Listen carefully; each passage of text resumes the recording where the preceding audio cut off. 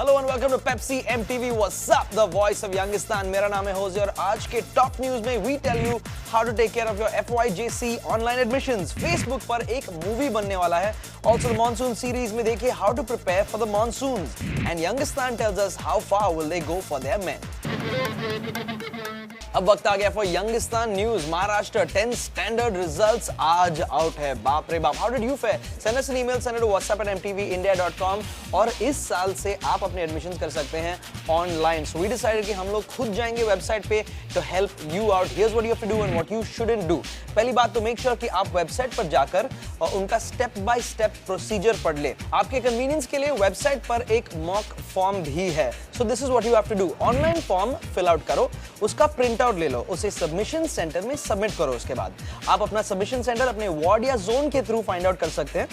इसके लिए आपको सर्च मेन्यू पे जाना पड़ेगा। अपना वार्ड या जोन भी ढूंढ सकते हैं आप उसी सर्च मेन्यू से। मेक श्योर कि आप अपनी मार्कशीट्स और दूसरे डॉक्यूमेंट्स को हैंडी रखें because you are going to need that. और फॉर्म फिल आउट और प्रिंट करने के बाद make sure that you submit it to your closest submission centre for a fee of 125 rupees. And you've already mentioned what colleges you want to be in your form, so you will be allotted something accordingly. It's almost like a lottery. All the best. In other Youngistan news, Facebook की popularity peak तक पहुंच गई है and there's going to be a film made on Facebook. It's called The Social Network. इसे Columbia Pictures produce करने वाले हैं and they're going to rope in director David Fincher of The Curious Case of Benjamin Button fame. इसके बाद क्या? A movie on Twitter? And now it's time for our first story of the day. Finally, बारिश आ गई है. So we're starting our series on what to do during the monsoons. तो आज पहला part where we'll be talking to Youngistan on how they prepare for the monsoons. Check it out. Hello and welcome to our WhatsApp monsoon special. इस special में हम यंगिस्तान से बहुत कुछ पूछने वाले, जैसे कि ये लोग मॉनसून में मजा कैसे लेते हैं, क्या खाते हैं, क्या पीते हैं, क्या नहीं करते हैं, सब कुछ पूछेंगे। एंड ऑफ कोर्स फ्लड्स को कैसे संभालते हैं। टुडे लेट्स फाइंड आउट कि यंगिस्तान क्या प्रिपरेशन करता है फॉर द मॉनसून्स। आप इस साल कैसे प्रिपेयर कर रहे हो मॉनसून्स के लिए?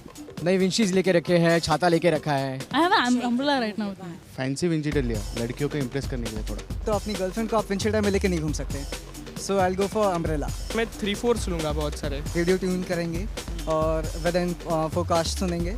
अगर सूटेबल है वेदर तो कॉलेज आएंगे। And try to wear shorts instead of jeans. और गमबूट्स? No. गमबूट क्या है, वो ओल्ड फैशन है ना। जब पानी जाता है ना पैरों के ऊपर, वो लेप्टोस्पायरोसिस, लिवर का स्क्लेरोसिस कुछ तो हो जाता है, तो उसके लिए कोई precaution?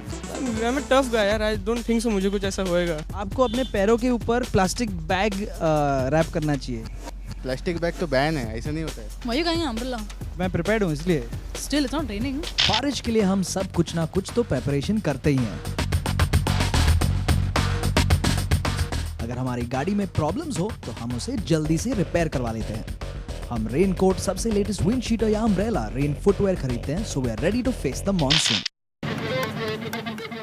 After the Chinese Ahuja controversy, हमने देखा कि उनकी बीवी अनुपम she came out in front of the media press और सबके सामने और कह रही थी कि मेरा हस्बैंड इनोसेंट है, उसने कुछ नहीं किया, उनको फ्रेम कर दिया जा रहा है, blah blah blah blah blah blue। तो हमने सोचा कि why not go and speak to Youngistan about how far would they go to defend their men। तो मुंबई से आयुष्मान, दिल्ली से विनीत और बेंगलुरु से श्रीन, they're finding out the voice of Youngistan।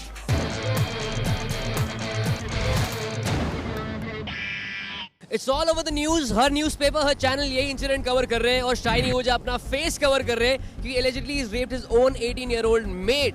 उनकी बीवी जो घर पर नहीं थी अब वापस आ चुकी है और पूरी मीडिया के सामने अपने पति को डिफेंड कर रही है। उनका मानना है उनका पति इनोसेंट है, उनको फ्रेम किया जा रहा है। Does she really mean it या फिर वो स्टैंड कर रहे हैं उनके पति के लिए क्योंकि 7 जन्मों की कस्में खाई है?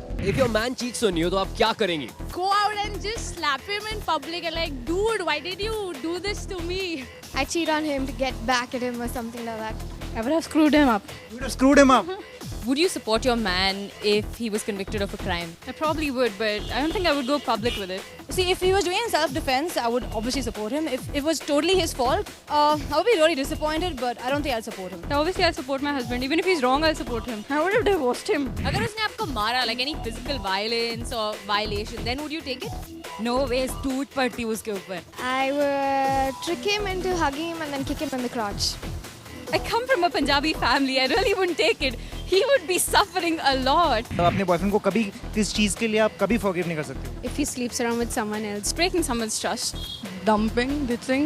डंपिंग, उसने अगर आपको डंप कर दिया तो फॉरगिव करने के लिए कुछ बचेगा ही नहीं. As in, but no, it's just that वापस मेरे पास आए, so I won't. Sorry बोलने के लिए. Sorry, so I won't forgive him again. You were in Shiny Ahuja's wife's place, Anupam's place. What would you do?